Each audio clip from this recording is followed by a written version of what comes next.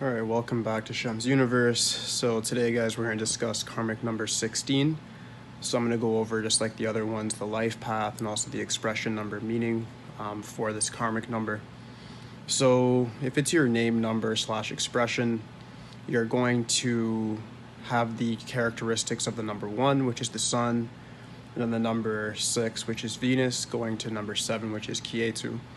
So this karmic number is like the most unique one. You rarely see people with this one, minus if it's their birth date, which, like I said, I don't really believe in. But it's one of those ones where people are really confused as of what the punishment really is. Because the odd thing with the 16s is that they actually have a very good youth. Like their childhood and come up, it could be a bit, there could be some suffering, but they'll be popular. Like even if they're in like the ghetto, the hood, whatever, they're going to be popular. If they're in your school, they're going to be on like the ball team, they're going to be playing football, hockey, what have you, just because they have the ability to have a lot of leadership skills, they have the attraction for the opposite sex, and then they have the knowledge that comes with number 7, the intellectual capacity.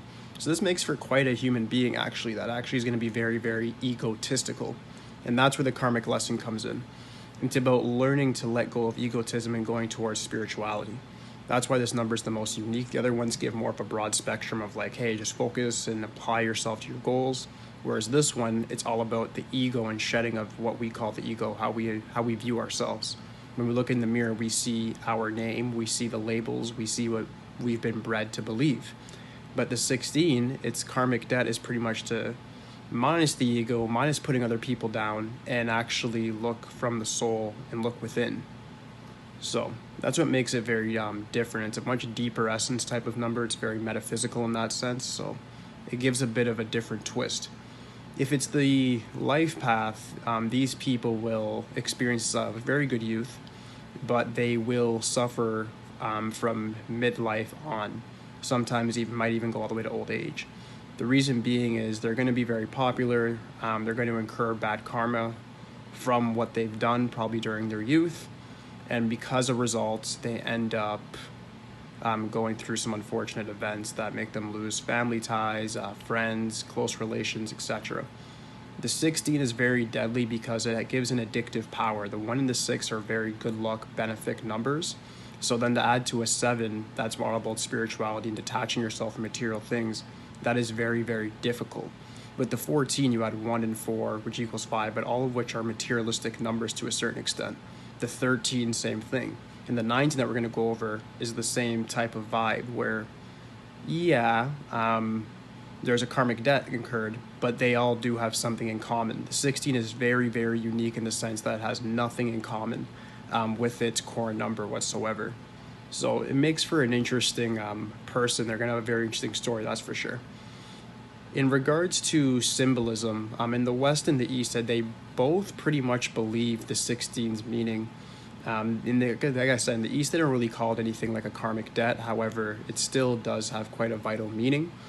They say it's like a person getting knocked off of a tall tower with their crown falling off their head, meaning like that's the ego shattering, the death of the old self, beginning of the new.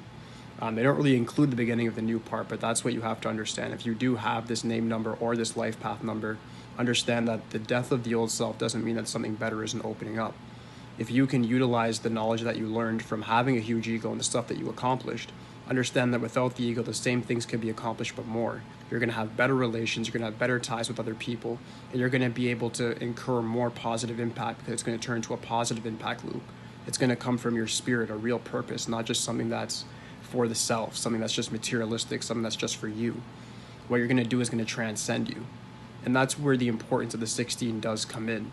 If you have this in your core chart, even if you don't believe in just my philosophy of numerology, believe in the full spectrum, I'd recommend looking into the 16 more, looking at the Chaldean numerology definition of 16, look at the tarot card number 16, and draw to your own conclusions as of what your purpose may or may not be.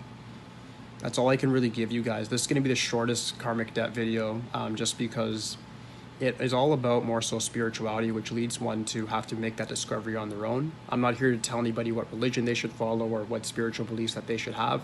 I'm just giving you guys a general summary of what these numbers mean, what certain books mean, and then you can come to your own conclusions and then use it to incorporate in your own life and improve it. That's all it's really about, is using knowledge, interpreting it correctly in your own different way, and applying it to your life to bring you success. Once you have that, you're good to go.